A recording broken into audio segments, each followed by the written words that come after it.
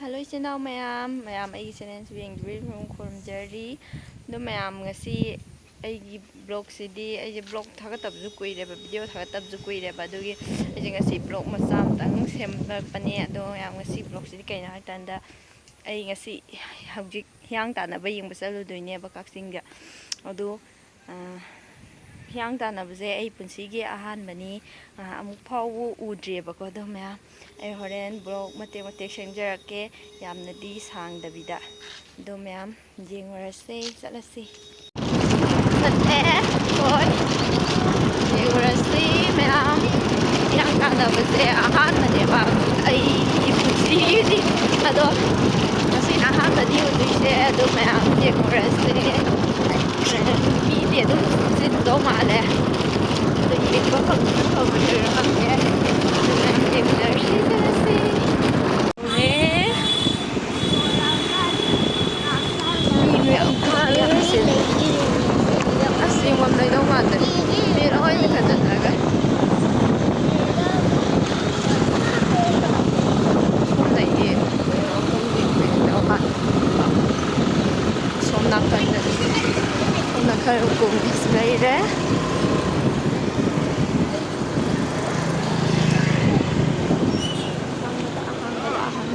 mi khuyamji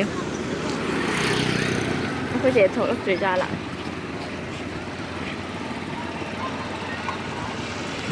mi khuyamji maya hoi che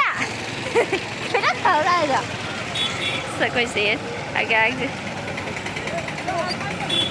Jatambi is champaga palai panjai is this ya chiu đi block dia hết gì đi chi good đi block dia hết gì đi cái đó champaga palai đó panjai nè ra yang ra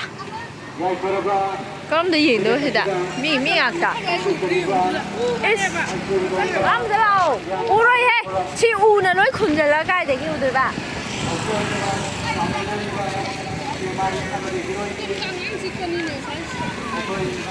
네 요리지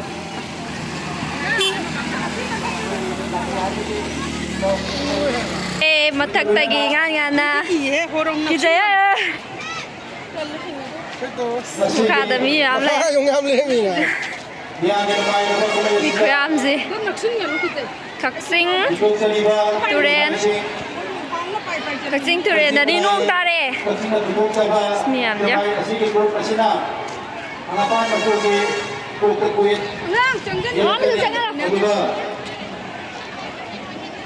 Thằng say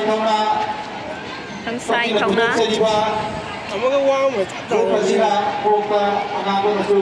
Đằng sai cái nào ngang bạ cái bụng nó tàn là tôi chỉ cái nữa xin bận u nó khăn ra là khối bận thùng thùng chứ xin nó tổng bị ra phải chạy à bây giờ đấy phải chạy à chăm ba rồi đấy cơ dạ dạ đấy cái đồ lấy rồi bao nhiêu kìa Jatambi thabaton ôi anh đây mi mày ăn không gì cả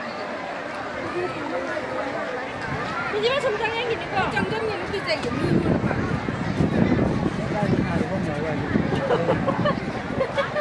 cái bây giờ đông nó vậy cái cái cô ngầu này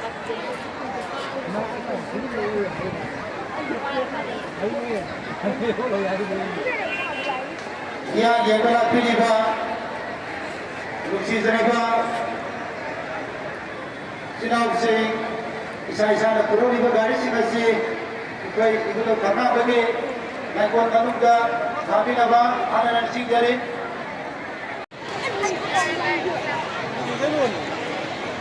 jenis ni nah kenal ni jenis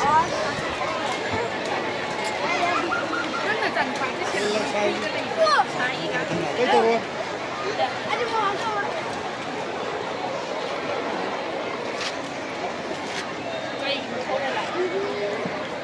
nó sao vậy jenis mang đi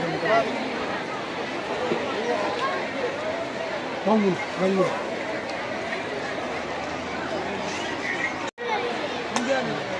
ꯄꯣꯛꯂꯛꯂꯤꯕ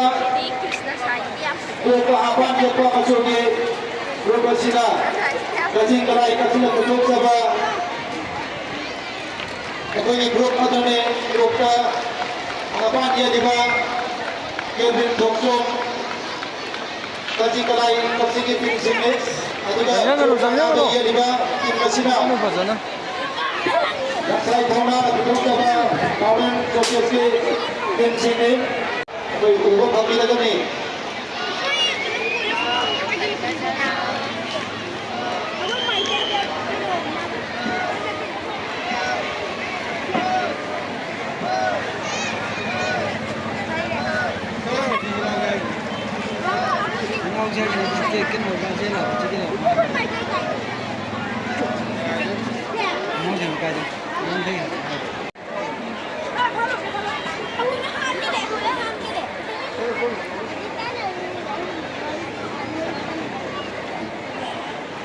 Hello.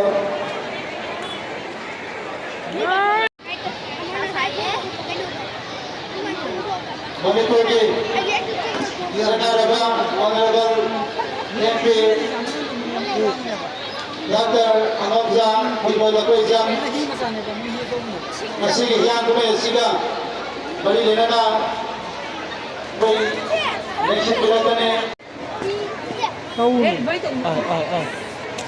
Sorry nang. Lenana yang Sige race sina langsay. Zero sina. Kari hai gare kaw. Kami lagi anak dan anak sebab untuk cari koi nak kita nungsa Manipurki dari kami dari lalu masih Nana. yang ada ni hari datang dari Hajima Bukta Alamanya yang berbeza kami nama koi hidup sehari ba sudah sudah ada yang dari koi yang nasi juga di aku berbeza lalu berbeza Oke ini Bukta harapan dia juga kecil kecil itu sini juga Bukta anak juga kecil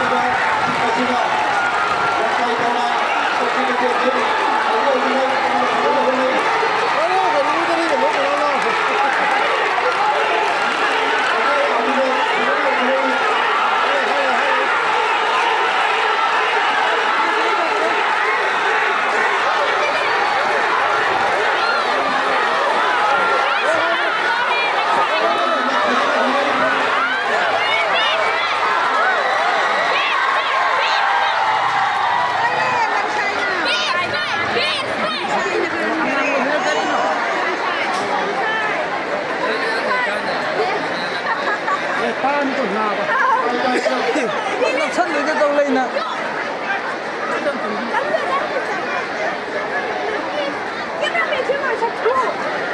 Oke, ahamba kami tiba yang ada itu laksai taunana akan berkulit masuk sini ada yang terasa seperti ini.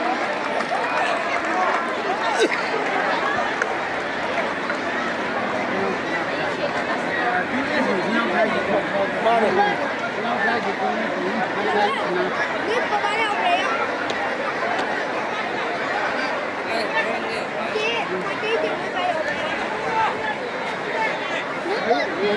subscribe cho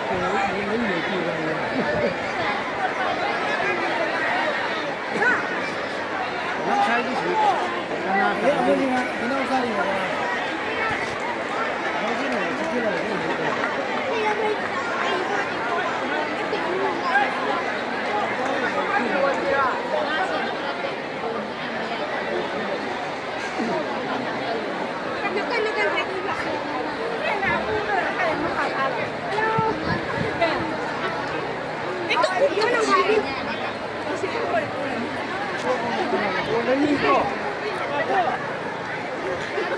để không bỏ lỡ những video hấp dẫn.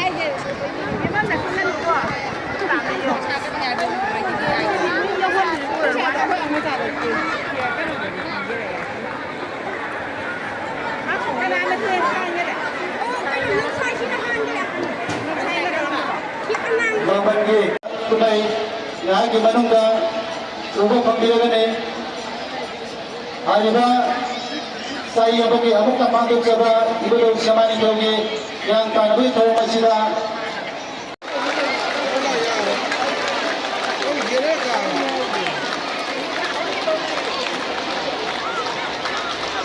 ꯑꯩꯈꯣꯏꯒꯤ ꯍꯤꯅꯥꯎ ꯁꯥꯔꯤꯕ ꯑꯣꯖꯥꯁꯤꯡꯅ ꯌꯥꯔꯤꯕ ꯃꯈꯩ ꯍꯤ ꯈꯥꯏꯗꯣꯛꯄꯤꯌꯨ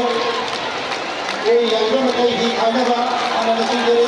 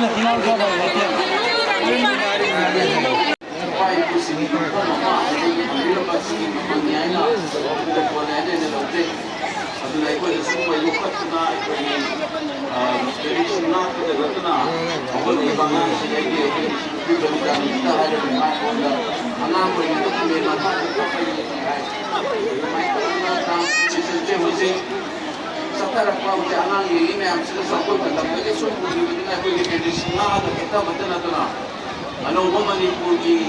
ꯃꯁꯛ ꯑꯃ ꯑꯣꯏꯕ ꯁꯥꯟꯅ ꯈꯣꯠꯅꯕꯒꯤ ꯍꯤꯔꯝꯗꯁꯨ ꯃꯥꯂꯦꯝ ꯁꯤꯟꯕ ꯊꯨꯡꯅ ꯌꯥꯎꯔꯤ ꯑꯩꯈꯣꯏ ꯊꯥꯅꯕ ꯁꯦꯝ ꯁꯥꯕ ꯂꯣꯏꯖꯔꯦ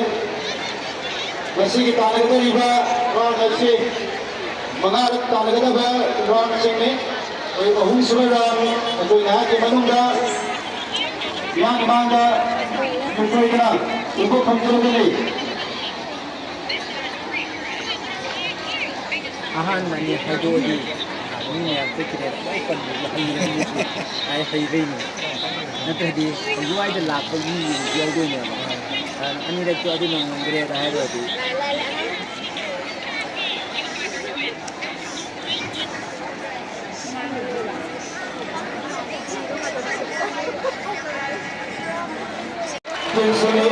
ꯑꯗꯨꯒ ꯅꯣꯡꯆꯨꯞ ꯊꯪꯉꯤꯕ ꯇꯤꯝ ꯑꯁꯤꯅ ꯉꯁꯥꯏ ꯊꯧꯅꯥꯒꯤ ꯇꯤꯝꯁꯤꯡꯅꯤ ꯍꯧꯖꯤꯛ ꯑꯍꯨꯝꯁꯨꯕ ꯔꯥꯎꯟꯒꯤ ꯃꯤꯌꯥꯝꯒꯤꯗꯃꯛꯇ ꯄꯥꯡꯊꯣꯛꯆꯔꯤ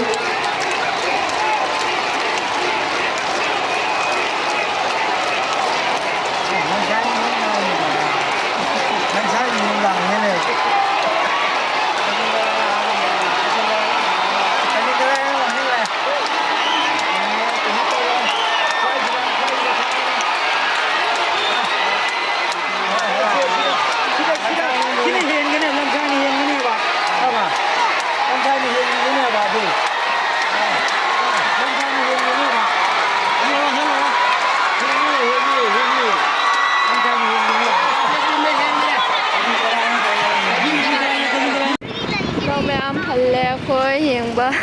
ꯂꯣꯏꯁꯤꯜꯂꯛꯇꯔꯦ ꯔꯥꯎꯟ ꯑꯍꯨꯝ ꯁꯨꯕꯕꯨ ꯈꯛꯇ ꯌꯦꯡꯉꯦ ꯂꯝꯁꯥꯏꯗ ꯑꯗꯨꯝ ꯍꯥꯜꯂ ꯂꯩꯔꯦ ꯃꯤ ꯌꯥꯝꯅꯁꯨ ꯊꯣꯡꯕꯣ ꯀꯩꯕꯣ ꯃꯤꯒꯤ ꯃꯤ ꯉꯥꯛꯇ ꯁꯣꯗꯒ ꯊꯥꯔꯗꯤ ꯁꯤꯗꯩꯗꯤ ꯎꯕ꯭ꯔꯣ ꯁꯤꯗꯩꯗꯤ ꯀꯩꯅꯣ ꯈꯛꯇ ꯎꯔꯝꯒꯅꯤꯗ ꯃꯤ ꯃꯌꯥꯝꯁꯦ ꯀꯛꯆꯤꯡ ꯊꯣꯡꯁꯤꯅ ꯃꯤ ꯀꯦꯟꯅꯔꯦ